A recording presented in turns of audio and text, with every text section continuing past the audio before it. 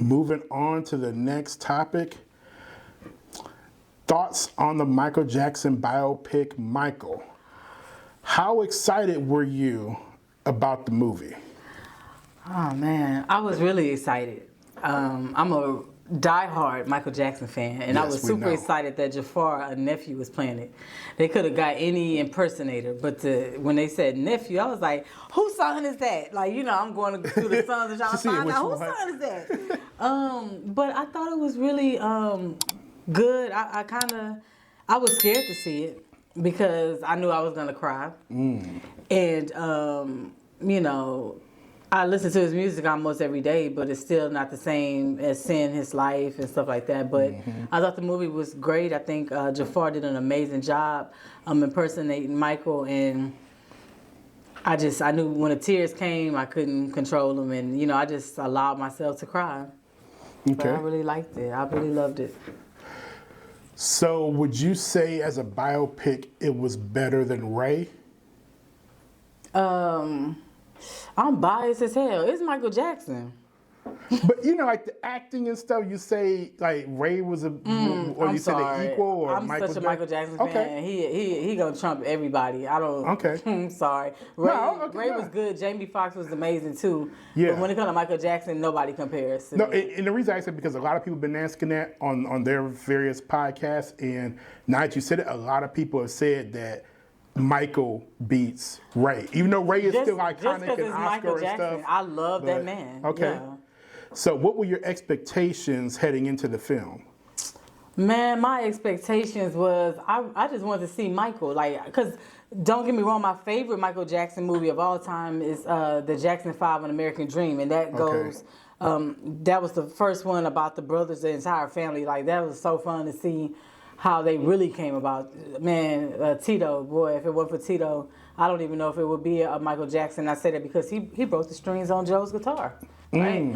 So with that being said, I just, my expectations was them focusing more so on Michael's solo career, which they did, highlighting some of his most popular songs, which they did, and just, I was hoping that his nephew really impersonated him really well, you know, and it wasn't just too out of touch. And when I saw it, I just was like, whoa. Some point, if you close your eyes, you would swear Michael Jackson was really talking. Damn, okay. That was Jafaar. He did an amazing job. He really did. Nice. Yes. So do you think it's possible to tell Michael Jackson's story fairly?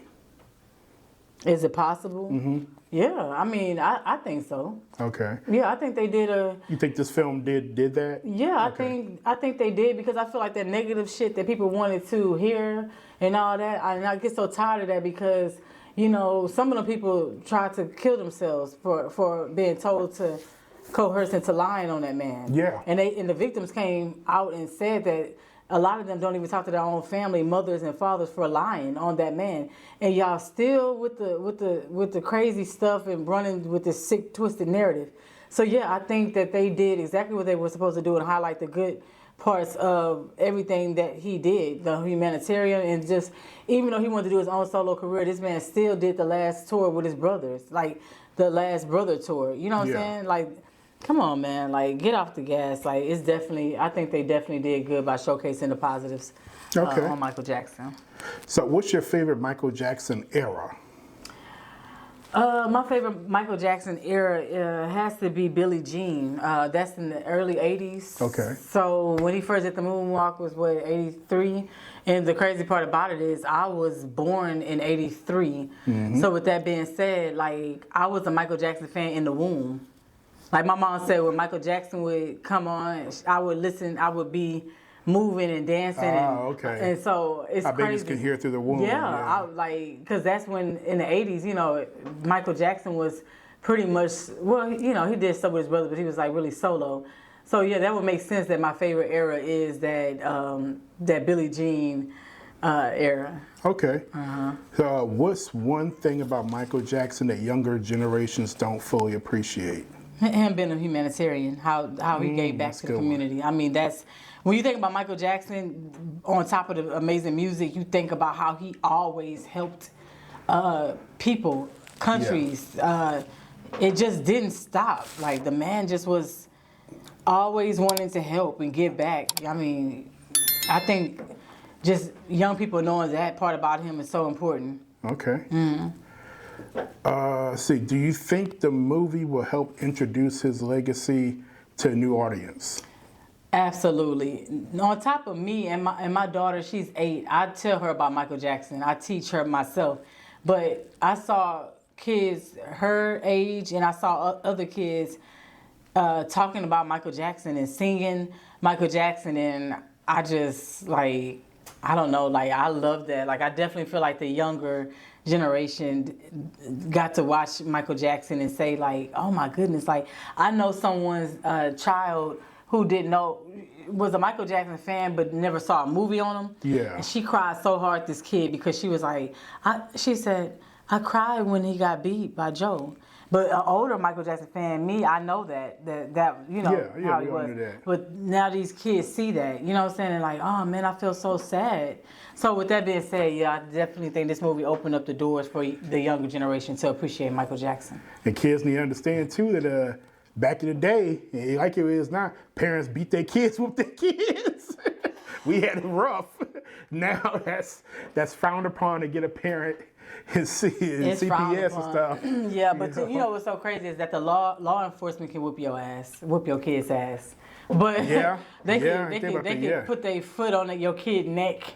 They can punch your kid. They can body slam your kid. But if you whoop your own kid's ass, it's a problem. Like, make it make sense. That's a cool. I don't get it. Like, I didn't think about it like that, but I do, because that's the type of stuff I talk about. I think in my mind, and I even thought back then, like when I would discipline my kids in the public, if you're knocking something down, you're gonna get your behind spanked, and you would see people go. You will go see a Karen, go tell. And a security guard or something. Yeah, and a cop will come up to me and I'm like, yeah, I spanked his ass because he knocked that shelf down. And if I don't do it, what you think you going to do 10, 15 years from now? The man said, you know what, you right, ma'am. So he turned his head. And I told my son, I'll do it again. I don't care about you calling no cops on me because you acting a fool and you getting disciplined.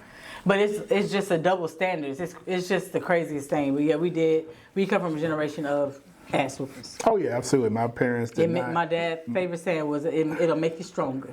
Yeah, my parents whooped me many a day. Last question here before we move on to the next segment. If you could ask Michael Jackson one question, what would it be? If I could ask Michael Jackson one question, I would like to know if Michael Jackson wasn't a famous musician, what would he truly enjoy doing? Because I think music is like he was born into it. His brothers did it. He wanted to do it, and it's almost like he had no choice, even though he was talented. But sometimes I think that he wanted to do something else, or he wished he could be someone else. And I wish I knew who that was. I don't think that's a good question. Zoned into that. So I know you're the biggest Michael Jackson fan I know. So I guess no reporter in all the interviews he's done, no one's ever asked him that? No, people know that he liked to draw. Yeah. You know what? I always saw people doing. Telling Michael what he did in life. That's what I saw. People interviewing, being messy, interviewing about his personal life, and people always focused on his love. Did he have sex and just the stupidest stuff? No one really took the time to ask him what makes him happy. Like, what would you do, Michael? Like, if you didn't become a musician, it would have been fun to get that on camera. Maybe he told somebody and we didn't know. You know what I'm saying? Yeah. But that's a dope question to ask him. Yeah, I would have liked to know that. Yeah. So I guess I gotta see the movie while it's still in theaters. I mean, I have not seen it, but I've heard great things about it. Everybody I know, I cried, man. Everybody I know, and I'm not talking about just random people out there on social media, but people who I know personally that have seen it. Everybody loved it. And everybody's telling me, it's like, dude, this is not a movie you want to wait to come on streaming. Like, go out, support, see it. And I loved how Michael Jackson fans showed up. I saw Thriller jackets. I saw the penny loafers, white socks, gloves. I just was like, oh my gosh, like I'm gonna cry. Like, this is such an amazing moment to be a Michael Jackson fan. So, nice. Yeah.